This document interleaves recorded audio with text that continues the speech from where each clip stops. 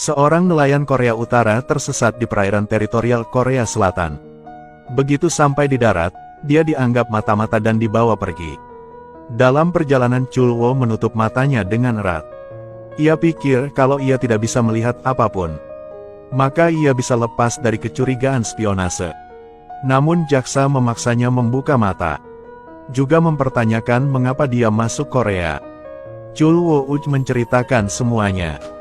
Jaring ikan tersangkut di kemudi sehingga merusak mesin. Dia segera mengikuti air itu sehingga dia masuk ke Korea. Kata jaksa, menyamar sebagai warga negara biasa dan menyusup ke negara lain. Bukankah itu trik yang umum digunakan oleh mata-mata? Jangan pura. Meskipun Chul Woo telah menjelaskannya ratusan kali, namun jaksa tidak peduli. Dia memaksa Chul Woo untuk menuliskan resume 3 generasinya. Lalu ia berkata, cuma gak ada masalah. Lalu ia akan meminta Chul Woo untuk menulis sekali lagi. Sampai masalahnya ditemukan, itu saja. Chul Woo menulis selama 3 hari 3 malam. Setiap hari ia menulis hingga 10 eksemplar. Pada akhirnya, dia tidak bisa menahan amarahnya. Bajingan, apa yang kamu inginkan? Aku menulis. Kok masih curiga? Aku akan memukulmu. Pastikan kamu tidak mengangkat kepalamu, oke? Setelah keluar dari wajib militer, Chul Woo sangat senang. Namun yang terjadi selanjutnya adalah pemukulan brutal. Jaksa memutuskan untuk tidak menginterogasi lagi. Namun secara langsung dan berat dihukum. Namun atasan menghentikannya. Para pemimpin jelas tahu bahwa jaksa penuntut sangat ingin sukses. Mencari informasi. Chul Woo mungkin hanya seorang nelayan biasa. Dia menelepon jaksa. Apa yang dilakukannya akan menimbulkan banyak risiko. Sekali terekspos akan mempengaruhi citra nasional. Cara terbaik adalah menasihati Chul Woo dengan jujur. Jadi Chul Woo ditugaskan ke tim lain. Perlakuan di tempat ini berbeda dengan pihak kejaksaan. Mereka mengatur semuanya untuk Chul Woo. Beri dia 1 kamar. Menyajikan makanan lezat.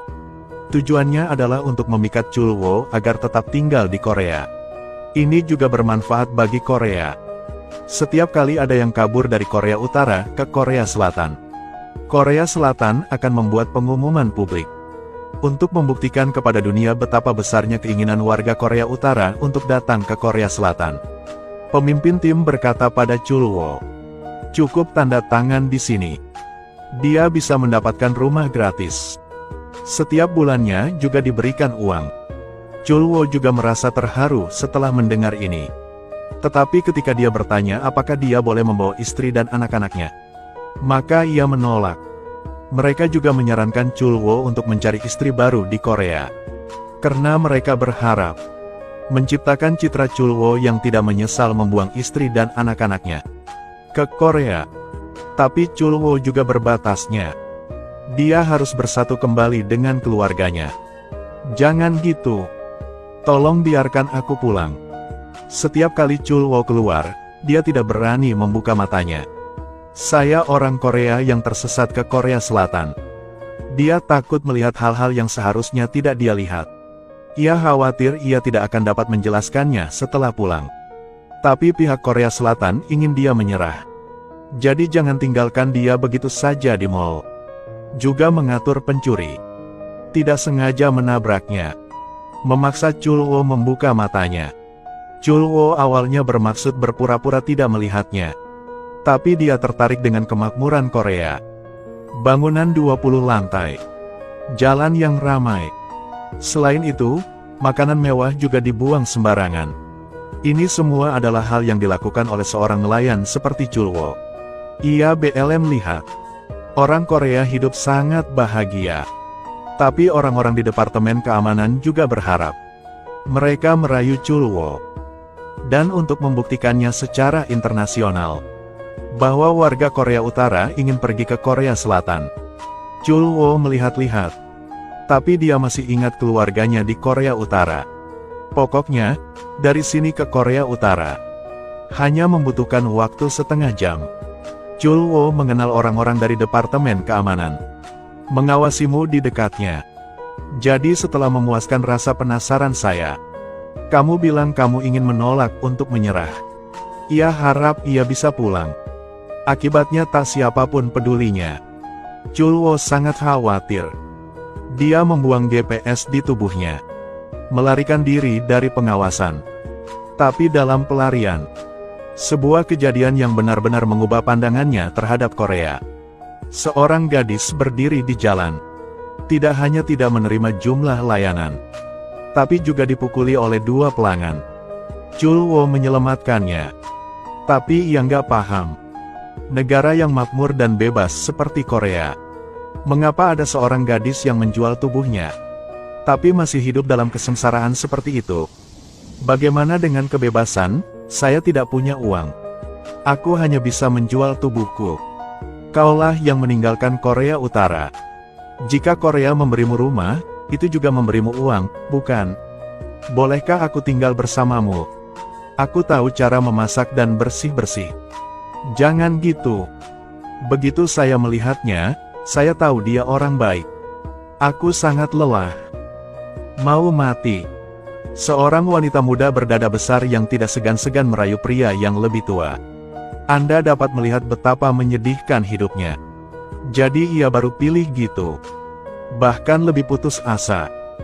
Dia mendapatkan uang untuk menyekolahkan adik laki-lakinya, untuk mengobati penyakit orang tuanya. Jangan menghabiskan uang untuk diri sendiri sama sekali. Chulwo baru menyadari tempat yang lebih indah lagi. Adegan setelah itu menjadi lebih gelap. Seperti halnya di mana ada terang, di situ pula ada kegelapan. Semakin terang, semakin gelap bayangannya. Saat ini, keinginan Chulwo untuk pulang semakin ekstrim. Saya tahu saya tidak bisa mengandalkan kekuatan saya sendiri. Pelarian tadi hanyalah melampiaskan ketidakpuasan. Oleh karena itu, dia secara proaktif kembali ke Departemen Keamanan. Tidak hanya dia dipukuli, namun juga terpaksa mengakui identitasnya sebagai mata-mata. Jika Anda tidak secara aktif menerimanya, maka ia akan dikenakan hukuman hukum. KM mau aku mengkhianati negara, meninggalkan keluargamu. Betul. Chulwo menjadi putus asa. Jika Anda memilih untuk menyerah, maka anggota keluargamu di Korea Utara akan berada dalam bahaya. Nanti kalau ada kesempatan pulang kampung, akan dianggap sebagai mata-mata oleh Korea Utara. Namun jika ia tidak menerimanya, maka kamu tidak akan pernah melihat keluargamu lagi. Jadi Chulwo hanya punya satu jalan tersisa. Itulah membunuh diri. Untuk membuktikan tidak bersalah kepada negara. Untuk melindungi keluargamu. Untungnya, Chulwo terselamatkan. Yang lebih untung, ketika Chulwo muncul di koran dan dibaca oleh pihak Korea Utara, Korea Utara segera merespons. Mereka yakin Chulwo tidak akan membuang negara dan keluarganya. Mereka menuntut Korea Selatan segera membebaskannya. Untuk menghindari rumor palsu, pihak Korea Selatan setuju. Akhirnya Chulwo bisa pulang. Sebelum ia meninggalkan, Korea membelikannya banyak barang.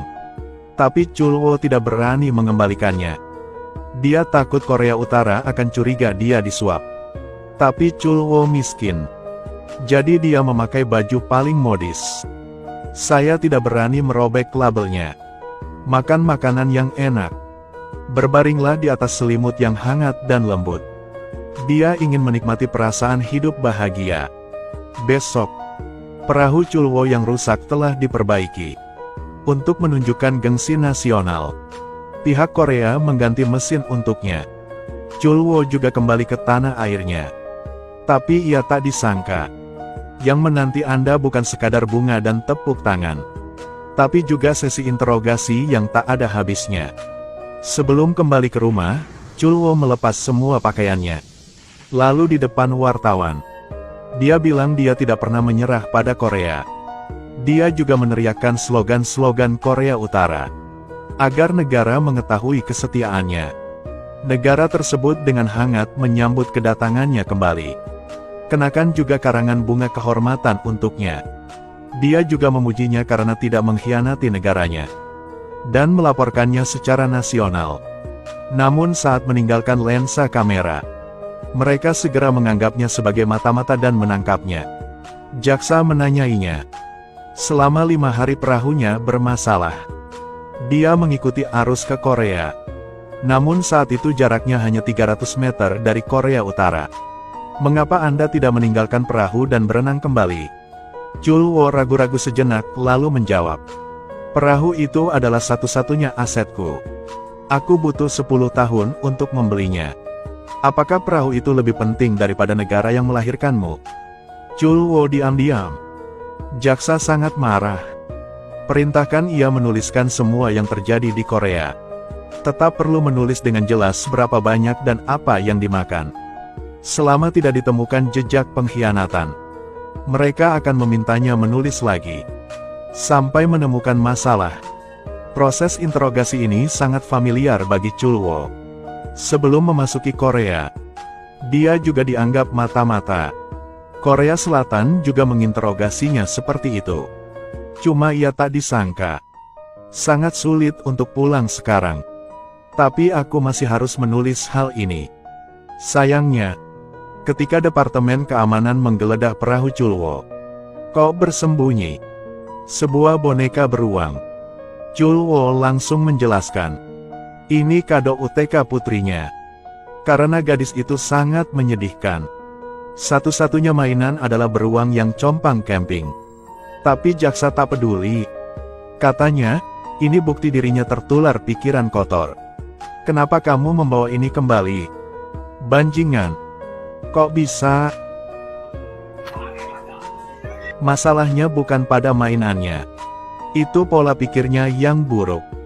Tapi sampai malam, jaksa secara pribadi mendandani Chulwo dengan pakaian baru. Letakkan kembali karangan bunga itu padanya. Ternyata itu berita pada malam. Ingin melaporkan tentang Chulwo agar dapat dilihat seluruh negeri. Jadi mereka menyuruh Chulwo untuk berada dalam kondisi mental terbaik. Tersenyum. Ketika reporter itu pergi, semuanya kembali normal lagi. Saat ini, jaksa memperhatikan bahwa Chulwo merasa sedikit tidak nyaman. Dia meminta Chulwo pergi ke kamar mandi. Tapi Chulwo bilang tidak perlu. Jaksa langsung tahu. Chulwo menyembunyikan sesuatu di perutnya. Jadi ia dengan baik hati membawakannya makanan. Menyebabkan Chulwo segera pergi ke kamar mandi. Yang ada di kotoran Chulwo, mereka menemukan sesuatu yang sangat bagus. Itu sejumlah uang. Ternyata malam sebelum Chulwo pergi Korea untuk menunjukkan kemurahan hatinya, yang ngasih banyak kado pada Chulwo. Tapi dia tidak mengambil apapun kecuali boneka beruang itu. Seorang karyawan menganggap Chulwo menyedihkan. Jadi ia mengubah kado itu menjadi uang untuknya. Tapi Chulwo tidak menduganya. Itu menyelamatkannya. Jaksa dan rekan-rekannya mendapatkan uang tersebut. Kemudian mengancam Chulwo. Gak boleh terungkap UTK siapapun. Kemudian lepaskan Chulwo. Ternyata jaksa.